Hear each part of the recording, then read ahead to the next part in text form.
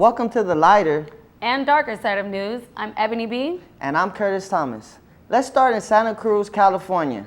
This week, trial began for a 66-year-old John Clower. John Clower is charged with the murder of his 30-year-old girlfriend, Heather Stearns. Police were called to Clower's apartment after neighbors complained of a foul odor coming from it. When the police arrived and asked Clower what the smell was, he said it was old trash. But it wasn't garbage. It was the decomposing body of Heather Stearns. Apparently, John Clower strangled and beat Heather to death and then slept with her dead body for 2 weeks. The prosecution claims Clower choked her so hard that he broke her neck and punched her, causing bleeding in the brain. The defense believes they have the wrong man and the DNA under Heather's nails prove it. John Clower trial continues in February. What a crazy story. Slept with her for 2 weeks? She must have been a hot chick. Well, he must have enjoyed her being quiet. That's probably why he did what he did in the first place. Oh, so you're saying girls talk too much? Ask John Clower. Well, let's go across the sea to Yorkshire. Well, Ebony is fitting in with the birds. Hi, Ebony. Hi, Curtis.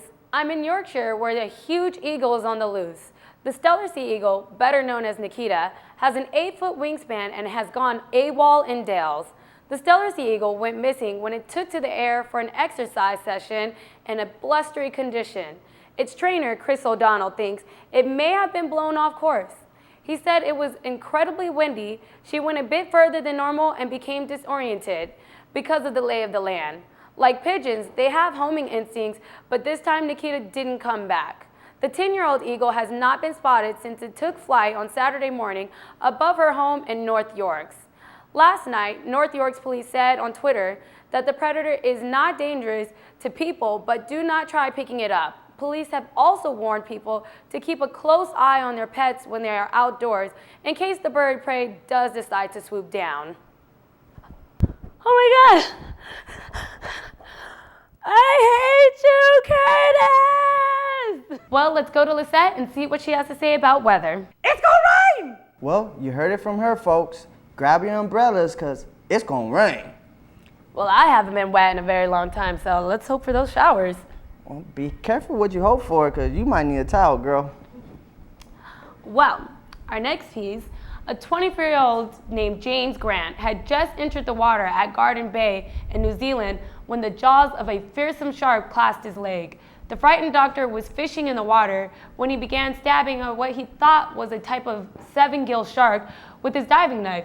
He said that he tried to fight the shark off and got a few stabs, but his knife wasn't long enough. As soon as the shark let go of Mr. Grant's leg, he hobbled to the beach where he took a needle and thread from his first aid kit and began to stitch up his own wound. Following the incident, the skilled young doctor was joined by his friends who were so shocked that they actually thought he was joking. And when they once realized the severity of it, they actually took him to a pub for a nice beer. A beer? A beer. More like, how about a couple pitchers or a couple bottles? After a bite, I'm gonna need a whole bottle. Shark bite me in the leg. I'm biting him back in his leg. I'll definitely take some 151. Or some shark soup. Well, Grant wanted to remind others that the 7-gill sharks are not man-eaters, but they can attack humans if they become agitated, and said that he was just grateful to still have his leg. Okay.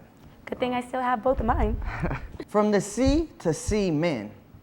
A man who donated his sperm to a lesbian couple in Kansas so that they can have a child must pay child support.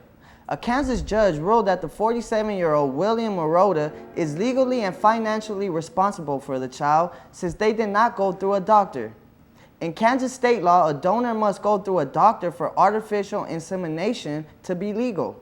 The lesbian couple who found Marotta via Craigslist did not follow proper procedure. According to court papers, the couple and Marotta signed a contract stating that Marotta will have no responsibility for the child. Marotta is appealing his case. Wow. You have to be careful who you give your semen to nowadays. Yeah, you can get everything off of Craigslist nowadays.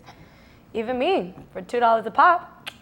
$2 a pop. $10 get you the whole night.